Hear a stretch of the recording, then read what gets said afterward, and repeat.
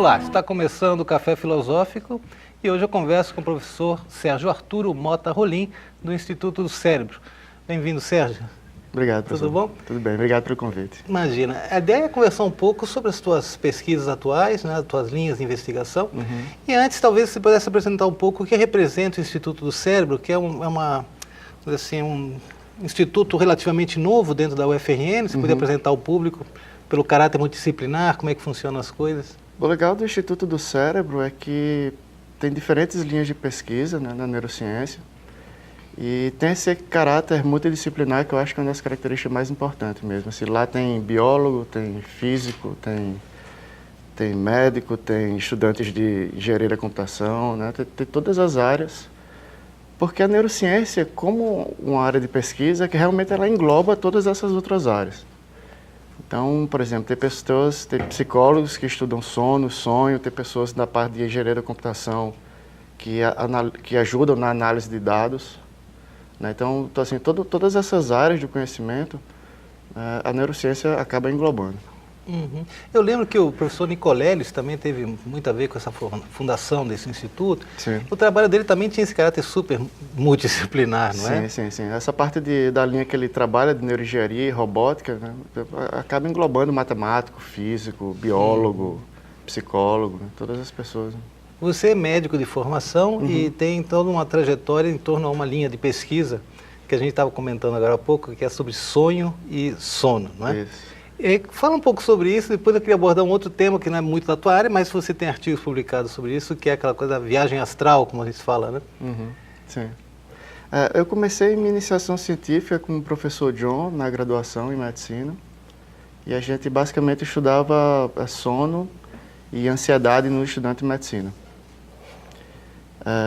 No mestrado, eu fiz o mestrado na Unifesp, em São Paulo, e trabalhei com privação de sono e memória. Porque tem vários trabalhos mostrando que o sono, além das milhares de funções que ele tem no organismo, ele tem essa função de consolidar as memórias. E no doutorado, eu trabalhei com o professor Siddhartha Ribeiro, ele me orientou, na linha de sono e sonho. Mais especificamente, um tipo de sonho que a gente chama de sonho lúcido, que se diferencia dos outros tipos de sonho, porque durante o sonho lúcido, a principal característica é você saber que você está sonhando durante o sonho. Então, normalmente, para a maioria dos sonhos, na maioria das pessoas, você só sabe que teve um sonho quando você acorda. E o exemplo máximo disso é o pesadelo. Então, por mais absurdo que seja o pesadelo, um monstro de 10 cabeças correndo atrás de você sabe que monstros não existem, mas durante o pesadelo você toma aquilo como verdade. Tanto é que você acorda com o coração batendo rápido, né, com falta de ar, essas coisas. O sonho lúcido ele é exatamente o oposto disso. É você, durante o sonho, ter a consciência que você está sonhando. E algumas pessoas podem, né, algumas pessoas relatam que, além de elas terem a consciência que estão sonhando durante o sonho, elas conseguem manipular o sonho também. Isso também ia te perguntar. As pessoas falam, não, hoje eu vou sonhar tal coisa. É possível induzir o sonho assim, antes de dormir? Tem alguma estratégia para indução de sonhos? E também é isso que você colocou que é importante, né? Ter a lucidez em que você está sonhando. Existem algumas estratégias que não são completamente eficientes, né? A principal estratégia seria pensar muito numa coisa antes de dormir. A probabilidade de você sonhar com aquilo é alta, mas também não quer dizer que você vai sonhar com certeza. Isso é uma coisa que Freud já falou há 100 anos atrás, que ele chama de resíduo do dia. Então, basicamente, os sonhos eles são constituídos pelas nossas memórias, das coisas que você viveu naquele dia, ou na semana, ou no mês que você passou, ou até coisas da infância mesmo, memórias que vêm de 10, 20 anos atrás. Então, provavelmente, se você passa por um fato ou muito bom ou muito ruim, ou se você pensa muito numa coisa antes de dormir, a probabilidade de você sonhar com aquilo é alta, mas também não é garantida. E no caso de ter lucidez durante um sonho? Isso, você pode...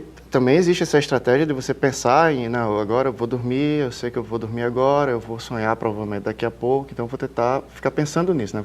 Tentar ficar ligado que quando aparecer uma coisa muito absurda, por exemplo, ou encontrar com uma pessoa que já morreu, meu bisavô que já morreu, não. Você não pode estar aqui, só pode ser um sonho, aí você fica lúcido. Tem várias estratégias para tentar induzir o sonho lúcido. Lúcido, mas não em vigília, né? Ou seja, você não, continua durante sonhando. o sonho, isso. Você no sonho vê uma pessoa que morreu, ou você consegue voar durante o sonho. Então existem os dream signs, que são os sinais de sonho. que é descrito pelo professor Laberge. Ele disse que para tentar prestar atenção nesses sinais de sonho, que são coisas impossíveis de acontecer, que só acontecem nos sonhos.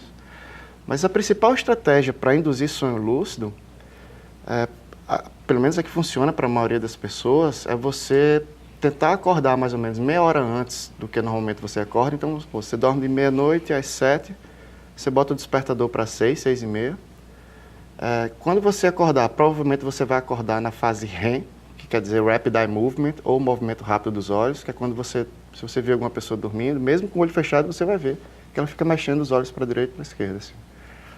E essa é a fase do sono que está mais relacionada com os sonhos e com os sonhos lúcidos. Então, a ideia é você acordar nessa fase, e ela acontece principalmente nas últimas horas de sonho. Então, se você dorme de meia-noite às 7, de meia-noite às 3, 3h30, você vai ter principalmente sono profundo, que é aquele sono que você não tem poucos sonhos. Não tem sonho. Isso, é sono profundo, porque é difícil de acordar. E depois você vai ter sono REM. Então, a ideia é você acordar durante o sono REM, provavelmente você vai lembrar de um sonho, só que você não acorda e fica ligado, não. Você acorda e fica na cama, você pode ficar de olho fechado ou não, e fica tentando pensar em ter um sonho lúcido. E a ideia é que você volte para dormir, né? E quando você volte a sonhar, você volte lúcido. Então, essa é uma das principais estratégias para... Mas também não é muito eficiente. Assim, funciona para algumas pessoas, para outras não. E como é que vocês fazem a pesquisa? Vocês têm gente que vai lá no instituto e dorme, vocês acompanham? Isso. A gente faz uma coisa, um exame que chama polissonografia. Poli quer dizer vários, sono e grafia é registro. Então, a gente coloca eletrodos encostados no couro cabeludo, de forma não invasiva, indolor. Coloca eletrodos perto do olho, para ver o movimento dos olhos. Coloca um par de eletrodos aqui no queixo para a gente medir o tônus muscular, porque essa musculatura é uma das que primeiro relaxa quando a pessoa começa a dormir. Coloca eletrodos no coração e às vezes coloca uma cinta aqui para ver a respiração. No início do doutorado, uma estratégia que eu montei com o professor Siddhartha foi tentar induzir sonho lúcidos em pessoas que não têm, exatamente com um viés, assim, buscando um viés clínico. Que não tem sonhos lúcidos. Que não tem sonhos lúcidos. É pegar uma pessoa que não tem normalmente sonhos lúcidos e tentar induzir nela. Isso pensando numa possível aplicação dos sonhos lúcidos para quem tem pesadelo recorrente. Então, que é muito comum em estresse pós-traumático e depressão. Então, a gente tentou buscar essa estratégia. Foi muito difícil, a gente fez vários exames, não conseguiu. E a gente acabou mudando de estratégia, pensando em pegar pessoas que já têm sonho lúcido frequentemente e estudar elas em laboratório. Então, a pergunta é, o que é que acontece no cérebro de uma pessoa no sonho lúcido, quando eu comparo com o mesmo cérebro dessa mesma pessoa no sonho não lúcido? Existe diferença, né, em regiões, algumas regiões estão mais, menos ativadas. E as pessoas são voluntárias, elas vão lá e têm que são voluntários saudáveis, geralmente estudantes. Passam a noite lá. Passam a noite lá. Algumas pessoas dormem super bem, outras não conseguem dormir bem. Isso também afeta a qualidade do sono e do sonho, com certeza. Engraçado isso, tem pessoas que dormem muito mal em casa, por barulho, por luz, por qualquer outro motivo. Aí vão dormir no laboratório, dormem super bem. E tem outras pessoas que é o contrário, elas dormem muito bem em casa, só conseguem dormir com aquele colchão, com aquele travesseiro, e quando vão dormir fora não conseguem. Com a idade isso vai começar a acontecer com as pessoas. Agora outra coisa, por exemplo, essa estrutura, vamos chamar assim, metafísica da realidade que nós conhecemos, isso num sonho pode se transformar de uma maneira, as pessoas podem voar, coisas impossíveis acontecem. Sim. E ainda que eu tenha a noção de que isso é impossível, eu posso até me ver voando, por exemplo. Né? Como é que se explica isso? Isso já não seria um gatilho para a lucidez? Sim, exatamente. Porque os trabalhos mostram que o cérebro, durante o sono REM, que é esse do Rapid Eye Movement, o movimento rápido dos olhos, que é fase do sono que a gente sonha, ele tem uma diminuição na atividade, durante o sono REM existe uma diminuição na atividade dessa região aqui da frente do cérebro, que é chamada de lobo frontal, ou pré-frontal. E essa região do cérebro é uma região muito complexa e muito relacionada com funções que a gente chama de funções cognitivas superiores, como memória, linguagem, autoconsciência, tomada de decisão, movimento voluntário. Então, muito provavelmente, a maioria das pessoas não conseguem se tocar que estão sonhando durante o sonho, por mais absurdo que ele seja, exatamente porque essa região está numa diminuição da ativação. Relaxado. Exatamente, está. Então, e foi exatamente isso que a gente encontrou. Em alguns voluntários, a gente viu que durante o sonho lúcido havia um aumento na ativação dessa região frontal aqui. Uhum. Essa análise do cérebro e do pensamento, vamos dizer assim, da mente e corpo, de certa forma, se fundem aí no cérebro. Não sei se a gente pode entender assim. É um campo de pesquisa relativamente novo, vamos dizer assim. Sim. É isso mesmo. Sim.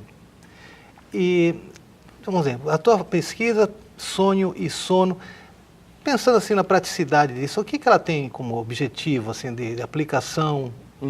Além do conhecimento do cérebro, você deve ter algum... Sim. A gente pensou em estudar sonho lúcido, né, inicialmente com essa ideia de aplicar uma terapia com sonho lúcido para pessoas que têm pesadelos recorrentes. Então, pesadelos recorrentes são muito comuns em doenças como, principalmente, estresse pós-traumático, né? Então, é aquela pessoa que sofreu um assalto, sofreu um acidente e fica tendo pesadelos repetitivos com aquilo. Cada pesadelo que ela tem é mais um sofrimento, é mais uma memória e mais difícil de apagar aquela memória. Depressão grave também, geralmente com risco de suicídio, as pessoas relatam muito pesadelos recorrentes. Esse pós-traumático, por exemplo, desculpa te interromper. Por exemplo, a gente conhece relatos de que certas áreas da psiquiatria ou da psicologia se desenvolveram muito a partir desses casos de traumas de guerra, né? De Isso. soldados que sofreram com isso. E como é que você vê isso agora, por exemplo? Já não, desde a ciência mesmo, né? Digamos que não ciências humanas, mas a ciência, não sei, para biomédica, enfim. Sim, sim. A neurociência, né? Os veteranos de guerra são talvez o principal modelo de estresse pós-traumático que a gente tem na literatura.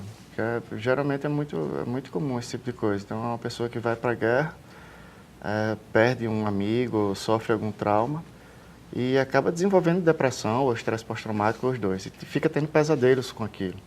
Então, a ideia do sonho lúcido, uma possível aplicação do sonho lúcido, seria exatamente para essas pessoas, para tentar desenvolver nelas uma razão crítica, uma consciência crítica, para tentar fazer com que elas reconheçam no sonho alguma coisa típica do sonho e fiquem lúcidas no sonho. Então, se uma pessoa que tem pesadelo recorrente fica lúcida durante um pesadelo, ela pode, por exemplo, tentar acordar, ou ela pode, por exemplo, dizer, não, isso aqui é só um pesadelo, não está acontecendo nada comigo, não vou ficar com medo porque eu já sofri um trauma, mas isso aqui não traz risco nenhum para mim. Ou ela pode tentar manipular o sonho, transformar aquele pesadelo num sonho bom. Uma possível aplicação do sonho lúcido, talvez não tão direta quanto essa, seria no estudo das doenças que alteram a consciência, por exemplo, a esquizofrenia. Então, é muito comum o relato tanto na literatura médica como na literatura em geral, vários filósofos já falaram que o sonho, de certa forma, ele simula um estado de esquizofrenia. Por quê? Porque durante o sonho a gente tem visões, né, escuta coisas que não estão no ambiente. Então, são visões, alguns autores chamam de alucinações visuais, que você tem sem ter o estímulo do ambiente, ou seja, a sua própria mente gera aquelas imagens, como as alucinações dos pacientes esquizofrênicos, por exemplo. Né? Então, o estado de sonho é um estado alucinoide, vamos dizer assim.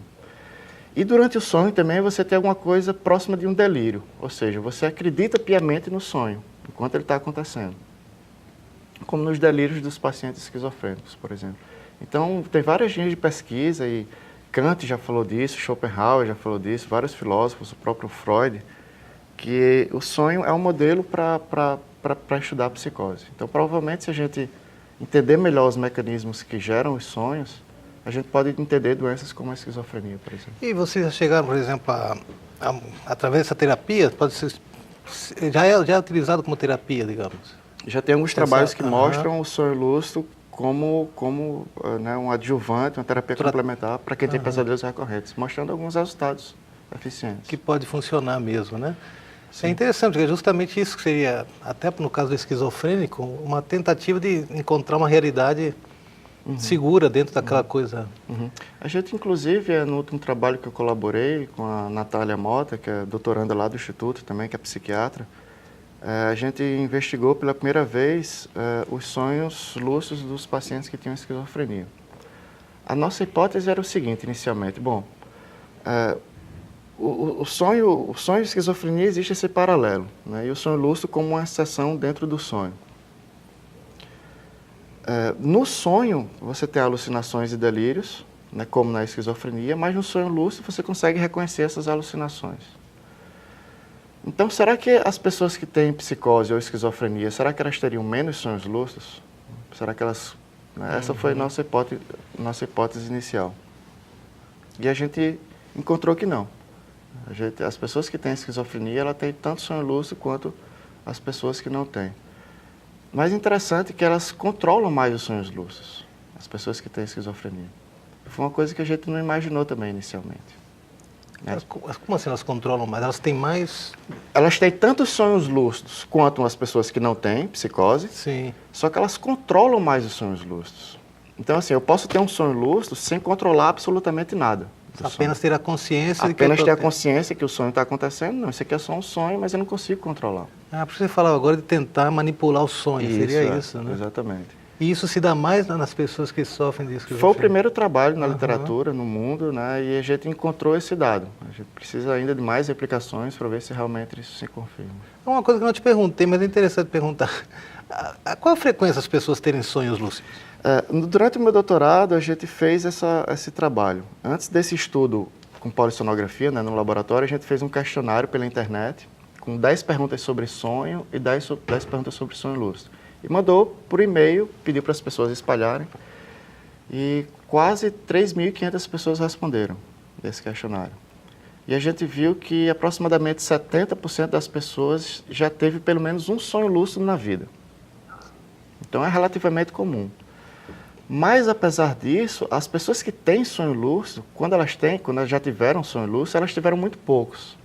Então, a grande maioria das pessoas teve menos de 10 sonhos lúcidos na vida.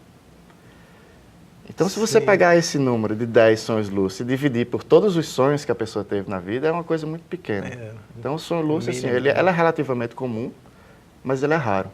Mas aí o sonho lúcido não teria também uma coisa assim, de ir contra um pouco o princípio do sonho, dessa espécie de faxina, de se livrar de coisas? Sim. O sonho lúcido é uma exceção para a regra do sonho, que diz que durante o sonho você não sabe que está sonhando. Então, a regra para o sonho, né, para o sonho normal, ou sonho ou pesadelo, é você durante o sonho não saber que você está sonhando. Mas ainda assim guarda uma memória, né? Muitas vezes a gente guarda uma memória do sonho. Sim. Muito comum também você vê um dream sign, né, um sinal de sonho, uma pessoa que já morreu ou você conseguiu voar, e mesmo assim você não consegue, né, durante o sonho, a maioria das pessoas diz que mesmo assim não conseguem perceber que estão sonhando. É muito interessante, é verdade. E outra coisa, Sérgio, agora mudando um pouco de assunto, que é essa história que é a experiência fora do corpo, né? Isso. Queria que você falasse um pouquinho sobre isso e até fazer um pequeno histórico diante do que as tradições já nos ofereceram sobre isso. A tradição, você falava já do budismo tibetano, ou mais recentemente, acho que no Egito também você falava, né? Eu comecei a estudar isso, essa coisa de experiência fora do corpo, no começo do meu doutorado, porque a gente entrou em contato com o pessoal que eles chamam da conscienciologia, que é basicamente uma visão assim, mais moderna do espiritismo. Então tem essa pessoa, que é o Valdo Vieira, que ele inicialmente ele chegou a trabalhar com Chico Xavier, e depois eles acabaram se separando, porque parece que o Chico Xavier, o Valdo interpretava que o Chico estava levando o espiritismo muito para um lado religioso, e ele achava que o espiritismo é uma coisa mais científica. Então eles acabaram se separando e o Valdo Vieira fundou a Conscienciologia. A gente começou a estudar essas pessoas, né, ter esse contato, porque o que eles chamam de viagem astral ou saída do corpo, para a ciência, para a maioria dos cientistas hoje em dia, que são monistas, ou seja, o monismo diz que a mente e o corpo eles não se separam, né? O espírito, a alma, eles estão unidos, não existe essa coisa de separação que vem do dualismo cartesiano. Você contava no teu artigo de algumas experiências que são feitas, que a pessoa acaba confundindo o seu corpo, não é o que está sofrendo a dor, mas ela acaba pensando que é, né? Sim. Só para terminar essa coisa da história, a gente começou a trabalhar com essas pessoas da Conscienciologia. Na minha cabeça, eu estava investigando o sonho lúcido, porque elas diziam que durante o sonho, né, essa linha do espiritismo diz que durante o sono, a todas as pessoas, né, isso é uma coisa natural do ser humano, a alma ou o espírito sai do corpo. E eles conseguem ver coisas, interagir com pessoas. E eles, inclusive, usam a palavra lúcida também, sair do corpo de forma lúcida. Só que para a ciência, né, para mim que sou monista, sou materialista, eles estão tendo um sonho lúcido. Então eu tentei investigar essas pessoas com esse olhar. Não, eu estou investigando o sonho lúcido, apesar deles chamarem, apesar deles dizerem que estão saindo do corpo, para mim eu estou investigando o sonho lúcido. É interessante essa coisa do sonho, né, essa relação, porque o sonho, se você for na história da pesquisa do sonho, a grande maioria dos povos sempre interpretavam o sonho como uma coisa sobrenatural. E eu acho que faz sentido, porque realmente o sonho é uma coisa estranha. Imagina, né?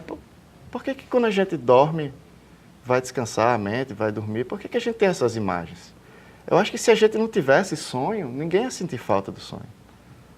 Né? Se simplesmente quando a gente fosse deitar, fosse aquele teto preto, não, a gente está simplesmente descansando, acordou, volta para a vida. Mas o sonho existe. Então, como é que você vai interpretar isso? Como uma coisa muito louca, os povos antigos sempre interpretavam de forma sobrenatural, com coisas que eles não conseguiam explicar. Então, antigamente acontecia um raio, você não sabia explicar o raio, não sabia o que era eletricidade, não. Então, existe o Deus do raio. Então, você sempre leva para o lado sobrenatural quando você não sabe explicar. E o sonho também, até Freud. Freud foi a primeira pessoa que disse, não, o sonho é uma coisa natural, não tem nada de sobrenatural, não tem nada de metafísico, e ele é feito basicamente pelas nossas memórias. Então, assim, e muitas pessoas relatam, né, voltando para essa coisa da experiência fora do corpo, muitas pessoas relatam que durante o sonho, elas veem o próprio corpo. Né? Algumas pessoas dizem que tem esse tipo de sonho.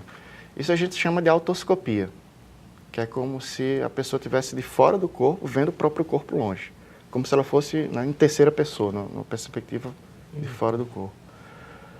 Então, as pessoas interpretam isso como se elas tivessem saído do corpo, realmente. Só que, para mim, isso é apenas um sonho lúcido, em que ela está vendo o próprio corpo. Existe uma forma de testar isso, empiricamente.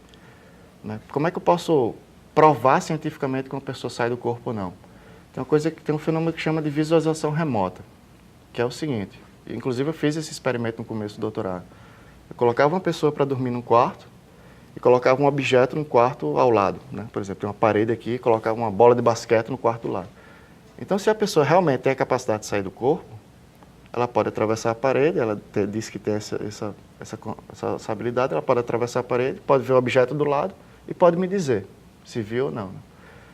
Né? Eu fiz esse experimento 4 vezes e ninguém conseguiu acertar. E várias pessoas também tentaram fazer esse experimento na literatura. Com elas dormindo. Elas dormindo, exatamente. Várias pessoas também tentaram e, infelizmente, ninguém conseguiu provar cientificamente. Todas afirmavam que tiveram um sonho lúcido.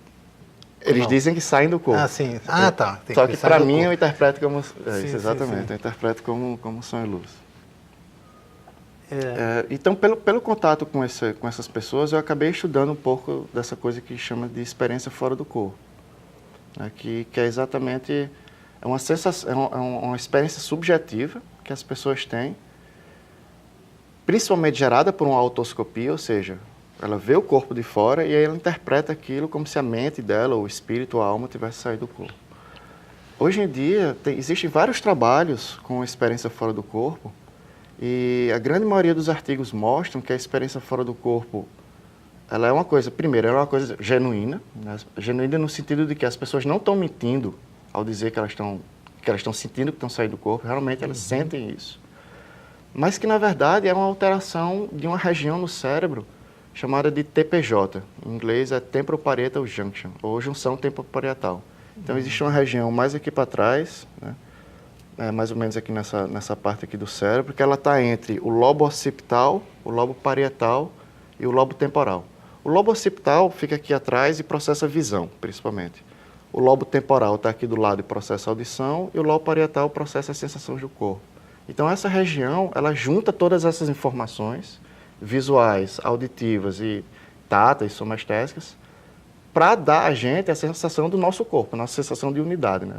Nossa noção que a gente tem no nosso corpo. Se você altera a função dessa região, você gera uma experiência fora do corpo.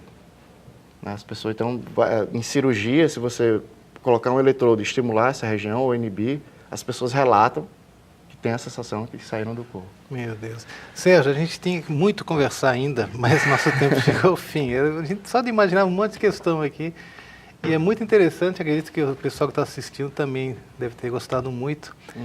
Sérgio Arturo Mota Rolim, do Instituto do Cérebro, obrigado pela tua presença, Sérgio. Obrigado, Carlos. E você que está em casa já sabe que semana que vem tem mais.